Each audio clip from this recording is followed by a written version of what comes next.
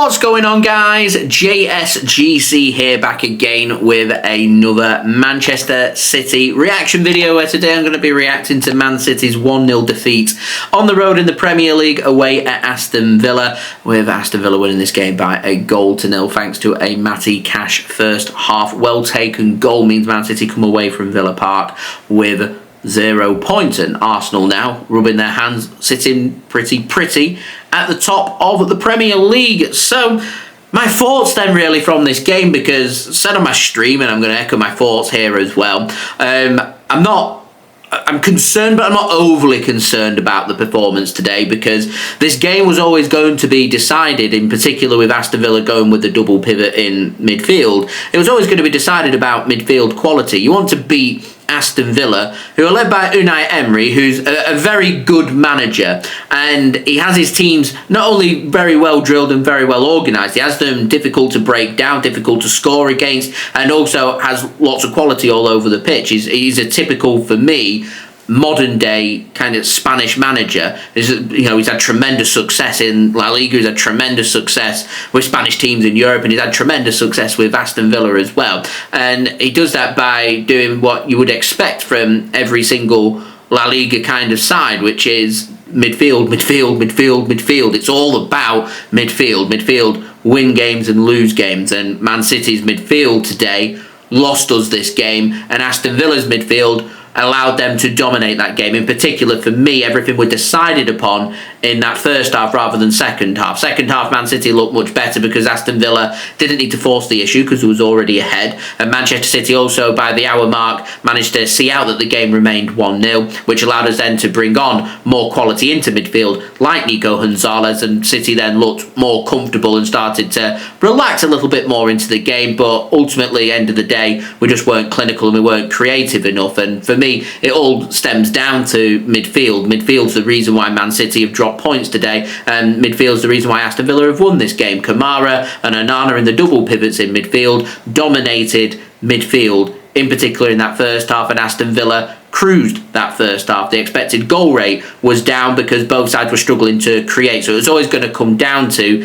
this game being decided upon who's going to be clinical in the very few opportunities that you're going to get. When you do get them opportunities, you do need to put them away. Aston Villa had a couple of good opportunities, managed to score one for a very well taken Matty Cash goal from a well worked routine set piece, which Matty Cash obviously half a yard further alert than what Manchester City were, and that ultimately ended up being the error. But for me, there wasn't too much, like I could blame for that error for Man City from the corner. Yeah, not picking up your runner, and you should be more alert. We know that. Yeah, that's going to be the error, but it was more about how well taken that goal was from Matty Cash. And sometimes I've just got to look at goals and say that, you've got the defence in front of you, you've got to find a way to put your shot through, you've got to find a way to hit the target. And, Matty Cash does incredibly well to get a real clean, good strike on the ball into the bottom corner. Nothing the keeper could do. Don't feel like there were too much that any of the blockers in front of the goal could have done. Just not picking up the runner from the corner was the only real error that we'd made. And just pretty disappointed. And Aston Villa then proceeded to dominate that midfield battle that we had going on, and they were managing to just pin Manchester City in, and we just looked very flat, very disjointed in that first half. And even we looked better in the second half. We still managed to create more in the first half than we did in the second half, and that game was all down to control. Aston Villa were managing to get forward and they were dominating the midfield battles, yet Manchester City could create because there was space left from their midfielders getting forward, and that's what led to Aston Villa, after just scoring, being pretty vulnerable, that Manchester City managed to feed through a ball to Erling Haaland, half a yard on his defender, on his stronger left foot, one-on-one with the keeper. He's got to score it. Erling Haaland's been in fine form, 12 consecutive games that he's scored in for club and country. That comes to an end here today. And I've said all season that eventually what's going to happen is Erling Haaland's going to have an off day. Today was an off day for Erling Haaland. Not many opportunities for him, but had a couple of opportunities, one-on-one and a header that was straight at the keeper. It just weren't clicking for him. And sometimes it's not going to click even for Erling Haaland.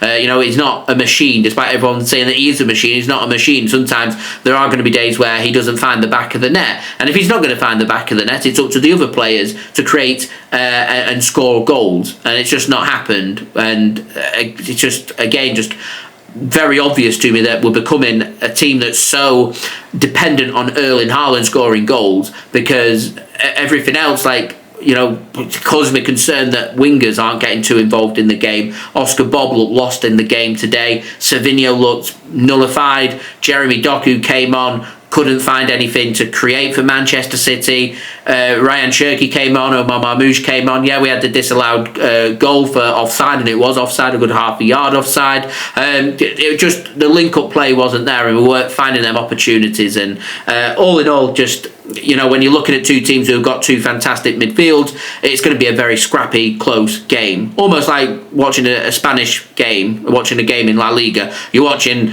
basically just two teams who are very good with their midfield, doing midfield battles. And if you're going to try and dominate and dictate your midfield battles, then you need to be physical. You need to be able to win your second balls, in particular in games against Aston Villa, especially at Villa Park. And we just didn't find ways to pick up them pieces. And Nico G obviously not fit enough from picking up his knock that he got midweek against Villarreal, which I will add, Man City dominated that midfield and managed to win that game. You know, we felt the impact of having his absence here. Tijjani, Reijnders, John Stones into midfield. It didn't look bad. It's the kind of midfield, though, that would work against a team that doesn't have as good of a midfield as what Aston Villa do. It weren't going to work against Aston Villa because they've got a good, solid midfield. And I've lost count of how many times I've said midfield, because I just really want to put my emphasis on, for me, this game was always going to be decided on midfield, and not having Rodri, not having Nico G, that's been costly for Man City. We had Rodri and Nico G available today. I think today would have been a different result. I genuinely believe it would have been a different result if we had a fully fit Nico G and Rodri available for us today. And I'm sure Aston Villa fans would argue back and said if they had Youri Tielemans fit and available for them, it could have been even different for them. But end of the day, you know, we lacked grit in midfield, we lacked creativity, we didn't have our clinical touch, and just, you don't put your opportunities away, you don't score goals, you don't pick up points. It's as simple as that. And we lose this game, our good form comes to an end, and we've got to pick up the pieces now. Got a difficult game midweek in the EFL Cup 4th round, Swansea City away from home. It's a long way to travel. If we can pick up a win there, get a bit of momentum going once more, and head to the weekend. Big Premier League game at home against Bournemouth. Bournemouth looking very good. We've got a couple of games actually before the next international break at home, Bournemouth and against Liverpool. We can win both them games. That should see us sitting inside the top 4. It will keep us above Man United. I'm confident that we could potentially be in second or third place by the time, if we can win both them games. It's just about trying to keep on the tail of Arsenal to try and get them under pressure, because obviously us dropping points today, losing, and Arsenal winning today, they're seeing that as a big swing for them. And what Arsenal will be looking for now is hoping that they're going to see their main title threats. They're going to be looking at, you know, City. They're looking at Liverpool. They're hoping more points are going to be dropped between now and the next international break, that they'll be sitting pretty comfortable. And what you tend to see happen at these early stages is if you're going to allow a team to run away with it, they will run away with it. So it's important that if we want to launch a title challenge, firstly you've got to come to difficult places like Villa Park and pick up points, and we haven't. So lessons being learned but not really being learned when it comes to this away day against Aston Villa. But it's also you know, it's important that you've got to keep on the tail of the challengers and the other teams that are around you. You're going to start giving them advantages, and you know, the top of the table starts getting towards 8, 9, 10 points behind. It becomes very difficult to pick up in the second half of the season. You've just got to keep it within touching distance, and I like to keep things within, you know, somewhere between 0 and 3 is fantastic. You know, anything over 6 and I start to feel a bit uncomfortable, and we're getting towards the latter parts of that, so we could do with just trying to be perfect. And I do think it's also important just to remember that it's around this stage where City last season just started not to find their edge. Teams weren't showing any fear of Manchester City. They were taking games to City. City had no answers to these teams. We hit our injury crisis. We couldn't find ways to stop our bad form. And by the time we'd hit into December, the Premier League title was over for us, and we cannot afford another one of them. It's got to be Swansea midweek, win. It's got to be AFC Bournemouth at home, win. Borussia Dortmund at home, win. Liverpool at home, win. There are 4 fixtures coming up between now and the next international break.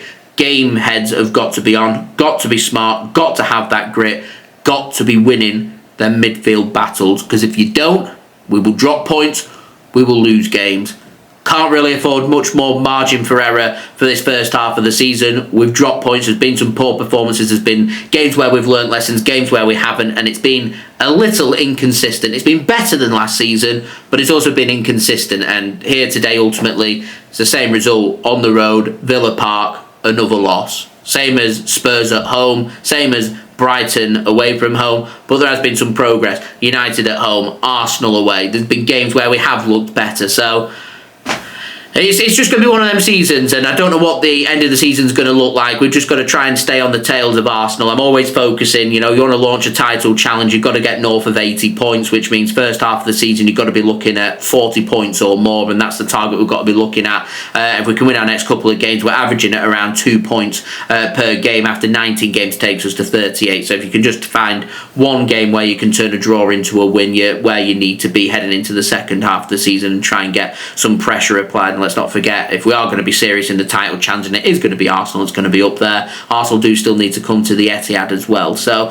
I'm not losing complete hope. As I said, I'm not too concerned, because the only thing I thought City had done wrong, apart from picking up the runner on being a bit slow on a set piece and a well taken goal by Matty Cash, is we lost the midfield battle, and I feel like we'd have won that midfield battle if we'd had Nico G and Rodri fully fit for this game. It's just we didn't, and ultimately Aston Villa have capitalised upon that with fantastic performances from Konsa at the back, from Pau Torres at the back. How good was Digne and Matty Cash as well, getting forward and tracking back and defending, but that Kamara Onana double pivot, Morgan Rogers contributing as well. Of course, City all kinds of problems, and with the pace that they've got in attack with the likes of obviously with Ollie Watkins up top, and you got McGinn had a good game as well, and Jadon Sancho, less said the better. Substitute who got substituted, and wishing a speedy recovery as well to Buendia, who went off injured. But all in all, two teams, quality teams, informed teams, away from home. It's always going to be difficult. I was hoping we could come out with some points today.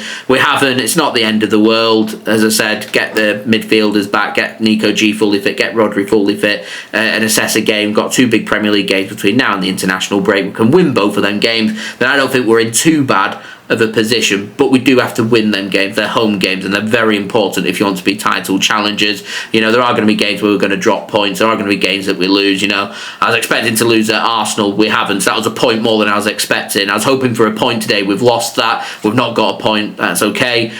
We move on. Home games I'm looking towards. Bournemouth, Liverpool. You want to win titles, you've got to be beating Bournemouth at home, you've got to be beating Liverpool at home. You can't afford more margin for error. So plenty to think about, plenty of concern. I'm sure lots of people will be losing the plot. So anyway, we'll have all the build up of all the other later City content for you guys to enjoy, so please do leave a thumbs up on the video. Do get your thoughts in the comments below. What's gone right, what's gone wrong, what do you think needs changing ahead of them big games against Bournemouth and Liverpool in the Premier League before we hit the next international break? Do let me know in the comments below. Also, don't forget to subscribe if you're new around here. It is free to subscribe. I'm going to keep you guys up to date with all the latest City content here on YouTube. Also, don't forget as well, my social media links are in the description if you want to go and follow me on my X, Instagram and TikTok. Email also in the description too if you want to hit me up for any sponsorships for any videos or any general business inquiries, and I'll see you all again real soon for the next City video. So I've been JSGC. Thank you everyone for watching. Hope everyone is safe and well. Peace. Ciao for now.